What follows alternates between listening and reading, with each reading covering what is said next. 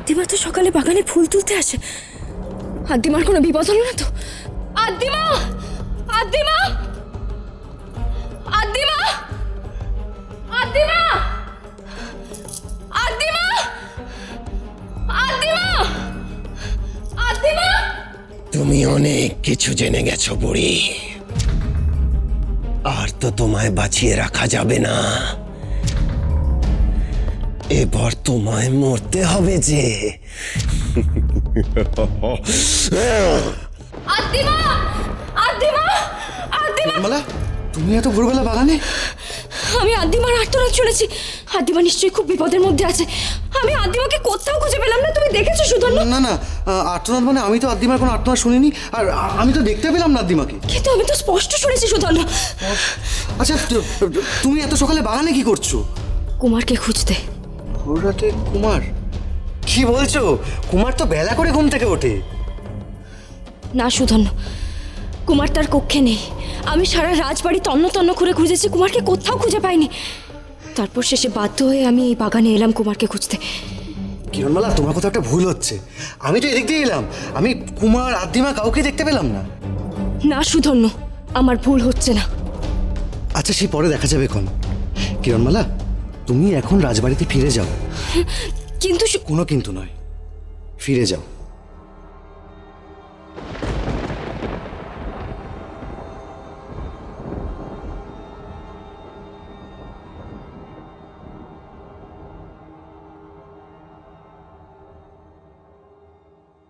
কিরণমালা, এত ভোরে তুমি কোথায় গিয়েছিলে?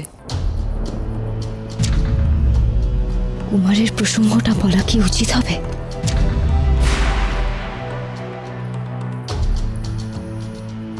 তুমি তো জানো আজ মঙ্গলযজ্ঞ, তোমাকে তাড়াতাড়ি স্নান করে তৈরি হতে হবে। আমি তো তোমার ঘরে না পেয়ে খুব চিন্তায় পড়ে গেছিলাম। কোথায় গিয়েছিলে তুমি? মা, আমি একটু কাজে বেরিয়েছিলাম। এত ভোরে? কি এমন কাজ কিরণ, যা কুমারের মঙ্গলযজ্ঞ থেকে বেশি গুরুত্বপূর্ণ? মা, আপনি বললে বিশ্বাস করবেন না, কুমার আজও তার কক্ষে ছিল না। মা, আমি সারা রাজপ্রাসাদ তন্ন তন্ন করে খুঁজেছি, কুমারকে কোথাও খুঁজে পাইনি। তুমি কি বলছো কিরণমালা? কুমার তো তার ঘরেই ছিল। যজ্ঞস্থলে যাওয়ার জন্য স্নান করে সে প্রস্তুতি নিচ্ছিল।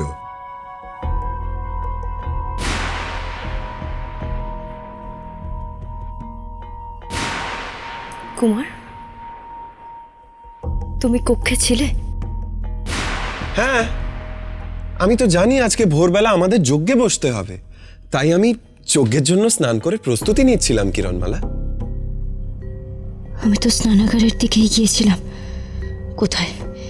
কুমার তো সেখানে ছিল না। নাকি সুধন্য যা বলল সেটাই সত্যি? আমি যা ভাবছি আর যা দেখছি তার মধ্যে কোথাও একটা হয়তো আশঙ্কার থেকে অতিরিক্ত কল্পনা কাজ করছে। কেন জানি না, আমার মনে হচ্ছে কিরণমালা অদ্ভুত এক কল্পনার জগতে বিচরণ করছে। আমি বলবো যে তুমি এভাবে নিজে ব্যতিব্যস্ত হয়েও না, এসব নিয়ে চিন্তা ভাবনা করো না, আর প্রাসাদের সকলকেও ব্যতিব্যস্ত করে তুলো না। আমি বুঝতে পারছি কিরণ, সর্বক্ষণ কুমারকে হারানোর ভয় তোমার মনকে তাড়া করে বেড়াচ্ছে। আমি বলি কি মা, মন থেকে দুশ্চিন্তা দূর করে ফেলো, যজ্ঞের জন্য প্রস্তুত হও।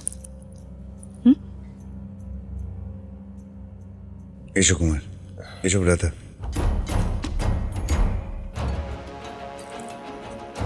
তোমার পোশাক দেয়া আছে, আমি যজ্ঞকক্ষে যাচ্ছি, তুমি এসো।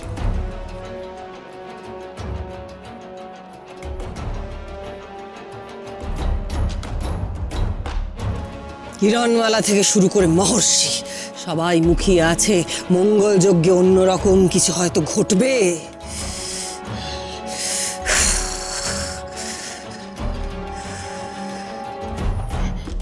মরে যাই মরে যাই।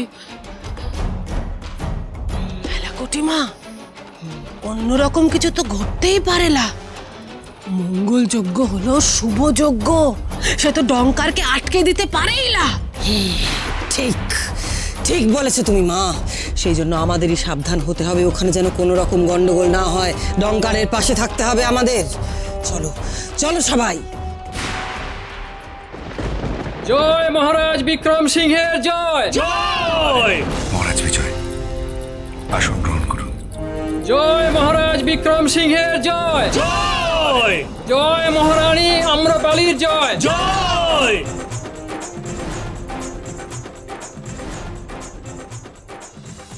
কিরণমালা তো মিথ্যে কথা বলার মেয়ে নয়, কিন্তু একটার পর একটা গন্ডগোল হয়েই চলেছে।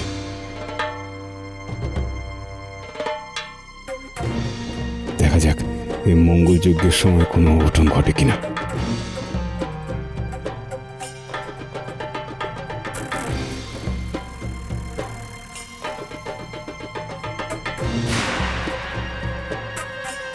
এই মঙ্গল যজ্ঞ তোমাদের জীবন থেকে সব অশুভকে দূর করে দিক, তোমাদের দাম্পত্য জীবন আরো আনন্দময় হয়ে উঠুক।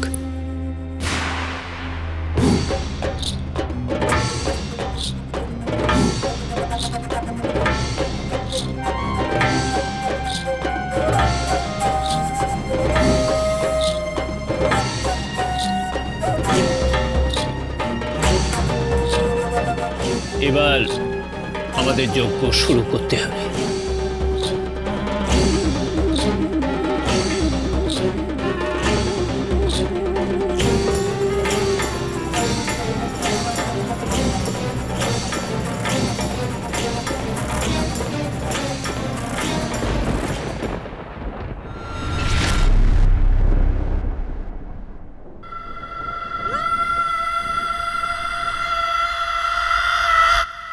এই মুখ পোড়া সন্নেলা,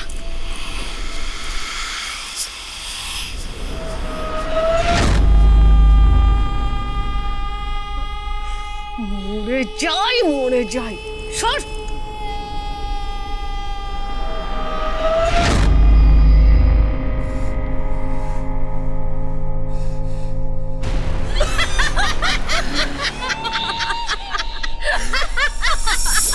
থামবে তোমরা, নিজেদের কাজে মন দাও।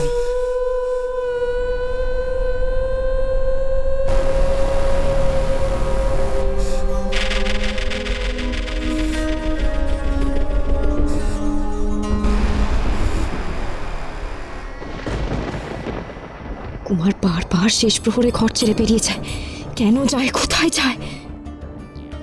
যুবরাজ, এবার তুমি পবিত্র অগ্নিতে ঘৃতাহুতি করো। এবার দেখি এই পবিত্র অগ্নি কুমারের ঘৃতাহুতি সাদরে গ্রহণ করে কিনা।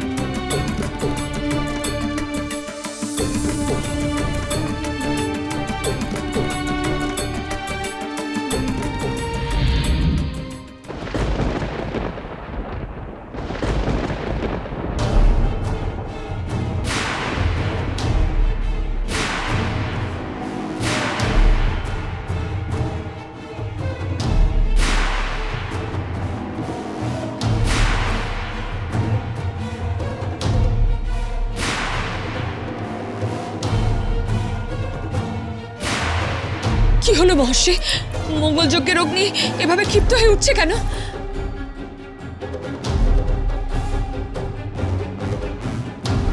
নিশ্চয়ই হাওয়ার জন্য আগুন এভাবে দপ করে জ্বলে উঠেছে। ঠিকই ঠিকই। কে আছো? প্রধান ফটক বন্ধ করো।